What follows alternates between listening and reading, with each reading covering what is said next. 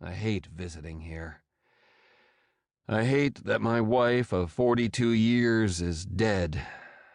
At one minute, one Saturday morning, she was in the kitchen, mixing a bowl of waffle batter and talking to me about the dust-up at the library board meeting the night before.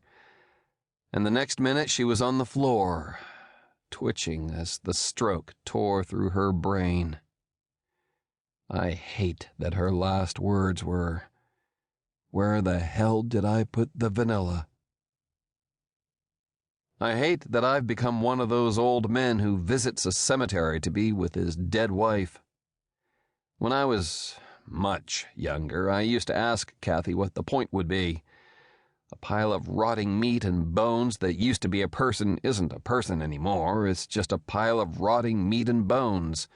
The person is gone, off to heaven or hell or wherever or nowhere. You might as well visit a side of beef. When you get older, you realize this is still the case. You just don't care. It's what you have.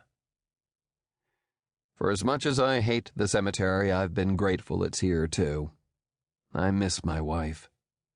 It's easier to miss her at a cemetery where she's never been anything but dead than to miss her in all the places where she was alive. I didn't stay long. I never do. Just long enough to feel the stab that's still fresh enough after most of 8 years. The one that also serves to remind me that I've got other things to do than to stand around in a cemetery like an old damned fool. Once I felt it, I turned around and left and didn't bother looking around.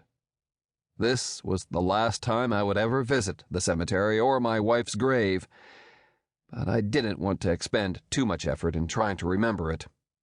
As I said, this is the place where she's never been anything but dead. There's not much value in remembering that. Although, come to think of it, signing up for the Army wasn't all that dramatic either. My town was too small for its own recruiting office. I had to drive into Greenville, the county seat, to sign up. The recruiting office was a small storefront in a nondescript strip mall. There was a state liquor authority store on one side of it and a tattoo parlor on the other. Depending on what order you went into each, you could wake up the next morning in some serious trouble. The inside of the office was even less appealing, if that's possible. It consisted of a desk with a computer and a printer, a human behind that desk, 2 chairs in front of the desk, and 6 chairs lining a wall. A small table in front of those chairs held recruiting information and some back issues of Time and Newsweek.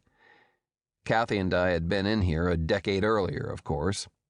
I suspect nothing had been moved, much less changed, and that included the magazines. The human appeared to be new. At least I don't remember the previous recruiter having that much hair. Or breasts. The recruiter was busy typing something on the computer and didn't bother to look up as I came in. "Be right with you," she muttered, by way of a more or less Pavlovian response to the door opening. "Take your time," I said. "I know the place is packed." This attempt at marginally sarcastic humor went ignored and unappreciated, which has been par for the course for the last few years. Good to see I had not lost my form. I sat down in front of the desk and waited for the recruiter to finish whatever she was doing. "You coming or going?" she asked, still without actually looking up at me. "Pardon me?" I said. "Coming or going?" she repeated. "Coming in to do your intent to join sign-up or going out to start your term?" Going out, please." This finally got her to look at me, squinting out through a rather severe pair of glasses. "You're John Perry," she said. "Oh, that's me. How did you guess?" She looked back to her computer.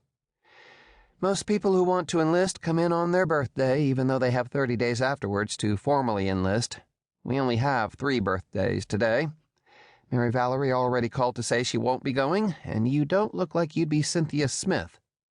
"Well, I'm gratified to hear that," I said.